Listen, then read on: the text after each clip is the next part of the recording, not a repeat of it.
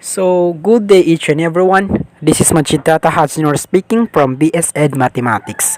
So, today we discuss the social literacy. So, before we start, let us know first what are the objective of this chapter. So, number one is to develop understanding of the working definition of social literacy.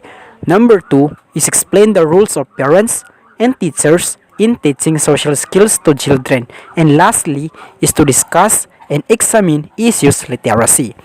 So, what is social literacy? Social literacy is a concern itself with development of social skills, knowledge, and positive human values that enable human beings to act positively and responsibility in a range of complex social settings.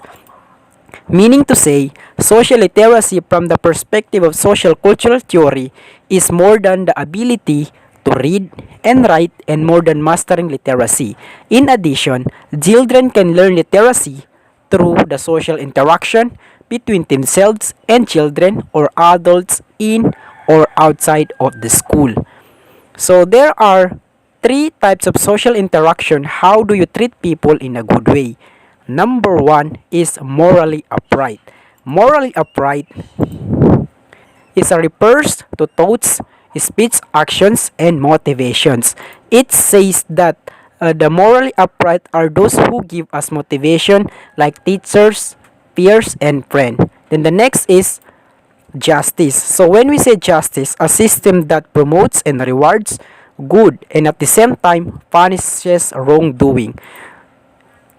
In other words, justice is the view that everyone deserves equal economic, political, and social rights and opportunities. Social workers aim to open the door of access and opportunity for everyone, particularly in those in greatest need. And the next is equitable. So when we say equitable, it is a state of affairs in which all individuals within a specific society have equal rights, liberties, and status, possibility or possible including civil rights, freedom of expression, autonomy, and equal access to the certain public goods and social services. The next is peers and schools play a formative role on the social skills development of children. These social skills are often to express as consisting of three interconnected components. We all know that peers and friends and other people are the best formative of social skills because of our interacting to each other. Next is according to Arthur Division and Stowe 2000, it says that there are three consisting interrelated components. Number one is social perception, number two is social cognition, and lastly is social performance. So what is social perception? Social perception is a facial expression, tone of voice, hand gesture, and body position or movement are few examples of ways people communicate without words. A real-world example of social perception is understanding that others disagree with what one said when one sees them roll their eyes.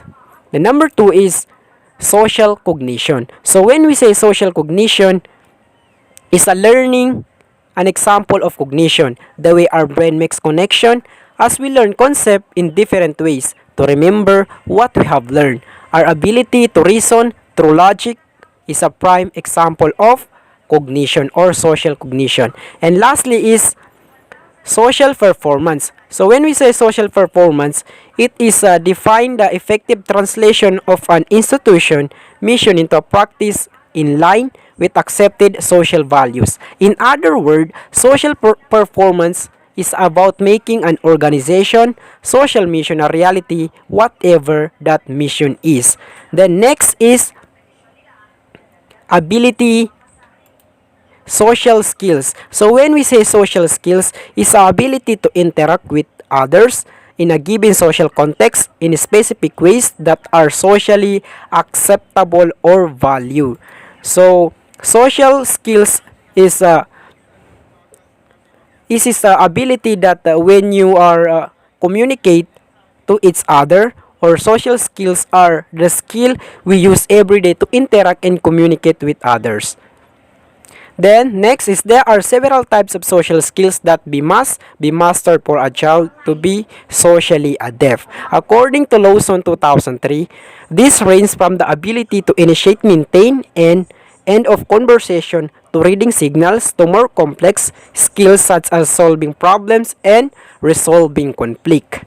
The next is there are several types of social skills.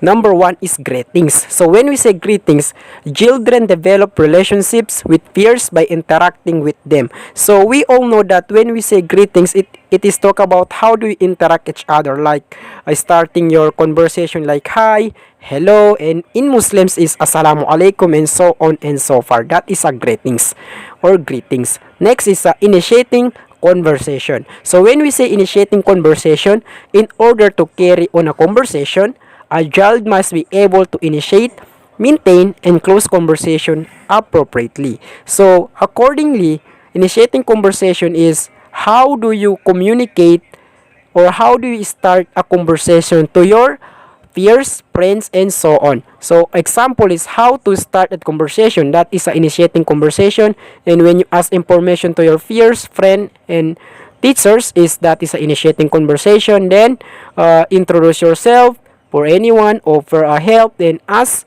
for help. So that is a initiating conversation.